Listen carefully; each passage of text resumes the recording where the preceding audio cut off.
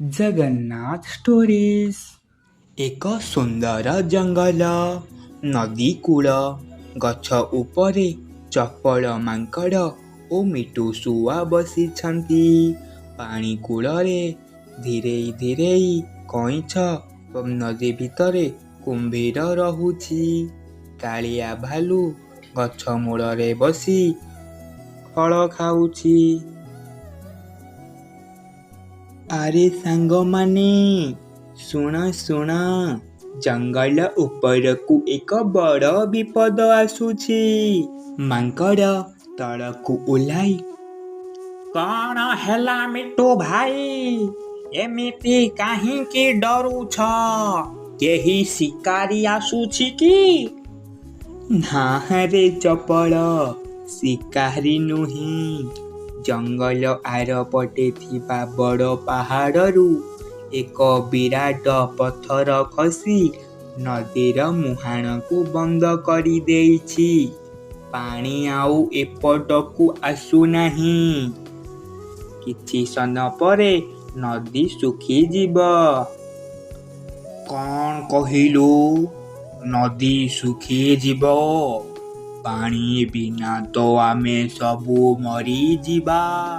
ତା ପରଦିନ ସମସ୍ତେ ନଦୀ କୂଳରେ ଏକାଠି ହେଲେ। ବିକ୍ରମ କୁମ୍ଭୀର ପାଣିରୁ ମୁଣ୍ଡ ଟେକି ସବୁ ଶୁଣୁଥିଲା। ମିଟୁ, ତୁମେ ଠିକ୍ କହୁଛ। ମୁଁ ବି ଅନୁଭବ କରୁଛି, ପାଣିର ସ୍ରୋତ କମିବାକୁ ଲାଗିଲାଣି।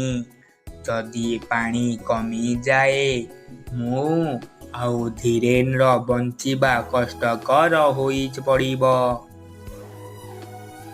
ସେତିକି ସମୟରେ କଇଁଛ ଧୀରେ ଧୀରେ ଆଗକୁ ଆସିଲା।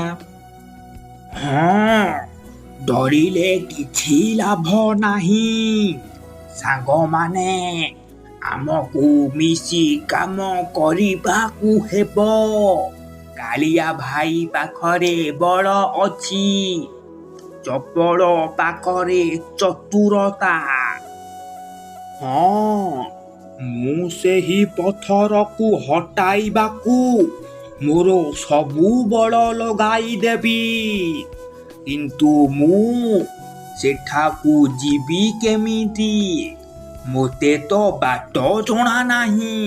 ଜଙ୍ଗଲର ନଦୀର ସୀମା, ସେଠାରେ ବଡ଼ ପଥର ନଦୀର ପାଣିକୁ ଅଟକାଇଛି।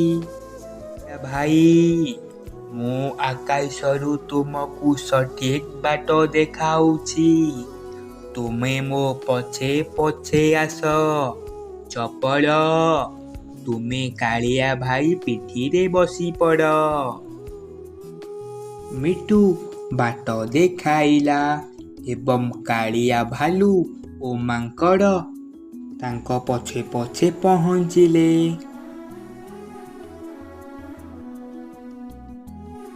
ଚପଳ ମାଙ୍କଡ଼ ପଥରଟିକୁ ଦେଖି, ପଥରଟି ବହୁତ ବଡ଼ କାଳିଆ ଭାଇ, ଏକା ଏହାକୁ ଘୁଞ୍ଚାଇ ପାରିବେନି।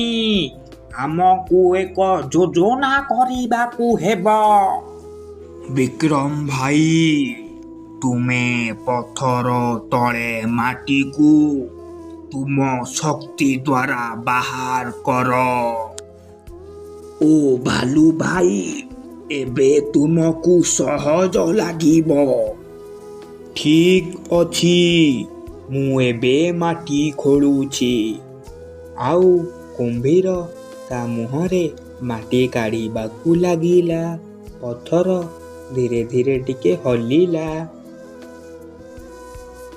ସମସ୍ତେ ଜୋର ଲଗାଇବାକୁ ଲାଗିଲେ। କାଳିଆ ଭାଇ, ଏବେ ପୁରା ବଳ ଲଗାଅ। 1, 2, 3, ପେଲ ସବୁ। କାଳିଆ ଭାଲୁ ଏକ ବିରାଟ ଗର୍ଜନ କରି ପଥରଟିକୁ ତା ହାତରେ ଜୋରରେ ଠେଲିବାକୁ ଲାଗିଲା।